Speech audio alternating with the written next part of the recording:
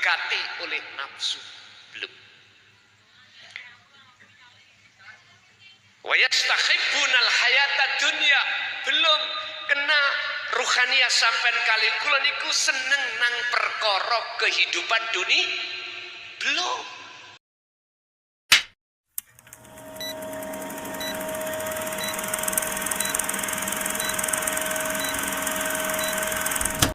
Wa ta'adzana rabbukum, ingatlah ketika saat Allah memberikan izin, kemakluman Tuhan kita kepada kita, la in syakartum la azidannakum. Artinya ngene, Pak, menawi jenengan mau mensyukuri nikmat Allah, maka la azidannakum, Allah akan menambah nikmat tersebut. Saya ulang,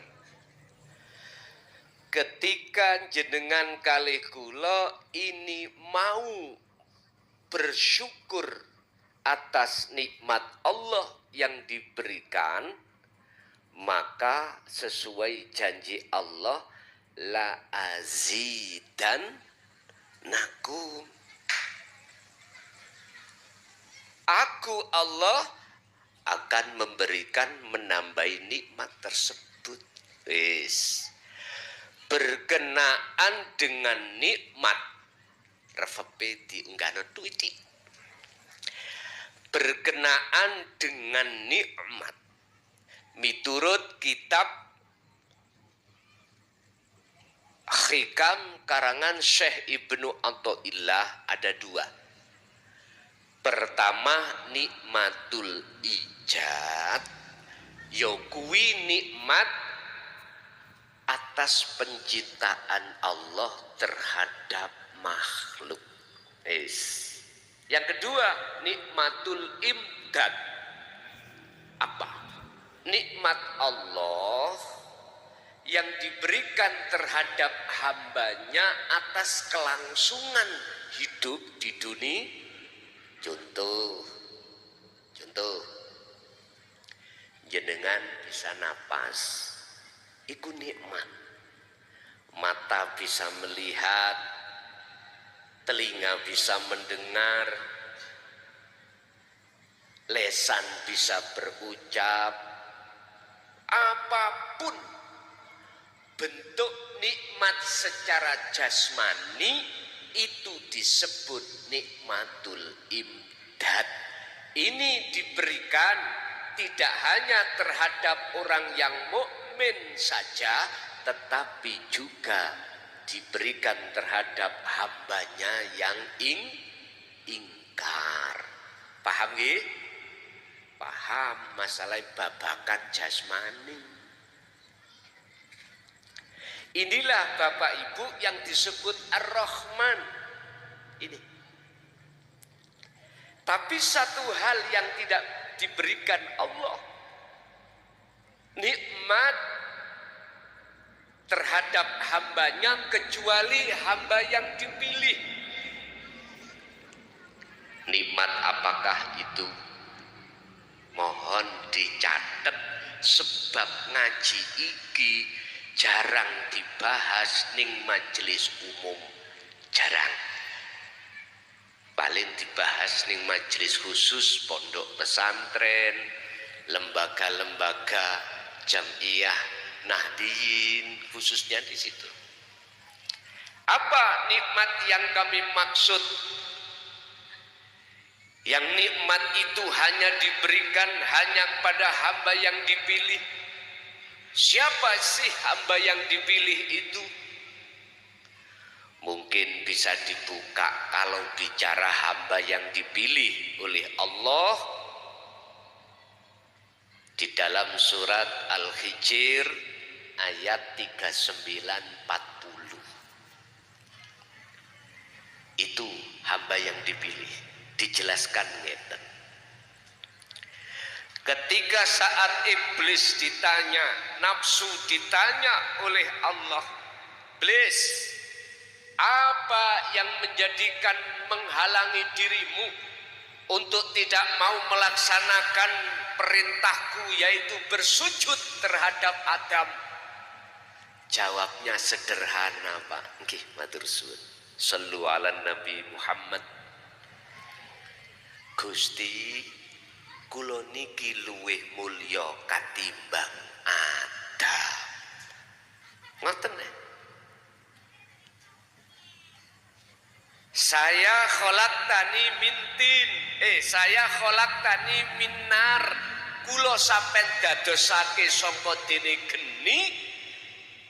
Iblis ngomong, saya panjenengan jadikan dari api, sementara wa minhu Adam iku jenengan khalaqtahu min tin, jenengan dadosake sangka tanah liat. Wujude nggih jenengan kali kula iki.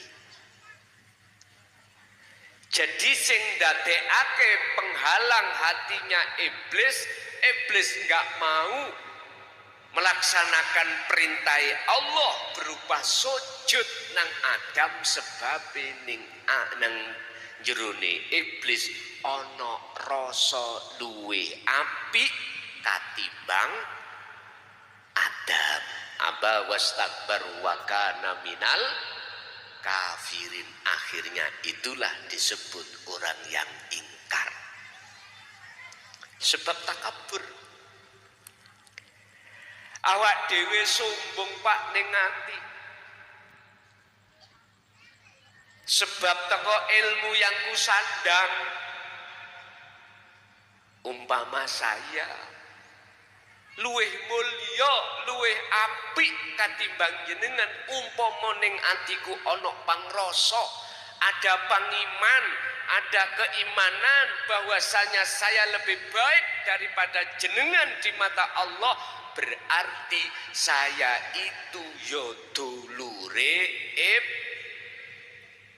paham nggih?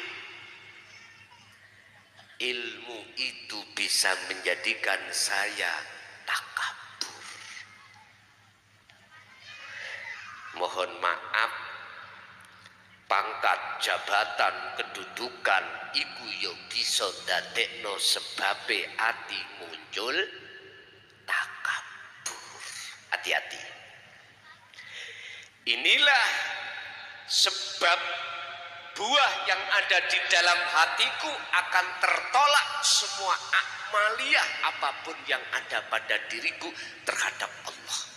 Syekh Ibnu Athaillah dawuh, husnul a'mali nataiju husnil akhwal min qalbin zahidin. Amal sing diterima ing ngersane Allah, bagus-bagusi amal di mata Allah, apapun amal yang jenengan lakukan, apabila muncul dari hati, sing hati ini bagus ing ngersane Allah. Apa hati yang bagus ing ngersane Allah? Min qalbin zahidin. Kalau di dalam Al-Quran surat Al-An'am ayat 79, hati yang bagus adalah hati di mana ketika beramal apapun kondisi hati, ini wajah tuwaj hiya, menghadapi hati dengan khudur terhadap Allah. Inilah Pak yang dimaksud hati yang zahid ada di sini. Bahkan hal ini Allah tuangkan di dalam surat Al-Maidah ayat 27. Shallu ala Nabi Muhammad. Innama yataqabbalullahu minal muttaqin. Sesungguhnya amaliyah apapun, ibadah apa wae yang diterima oleh Allah manakala ibadah iku muncul dari hati yang bertakwa. Takwa iku berarti jenengan sudah tidak ada iman selain Allah.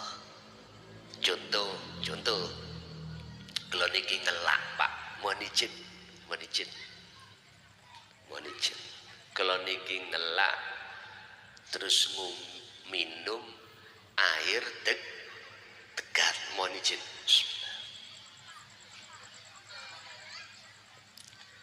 Lalu ngelakku hilang.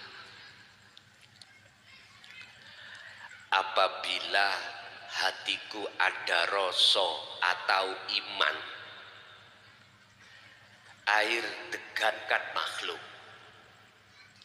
Kok yo ning atiku ono iman, air itu bisa menghilangkan rasa ngelak, maka ini keadaan hatiku itu tidak khudur dateng Gusti Allah.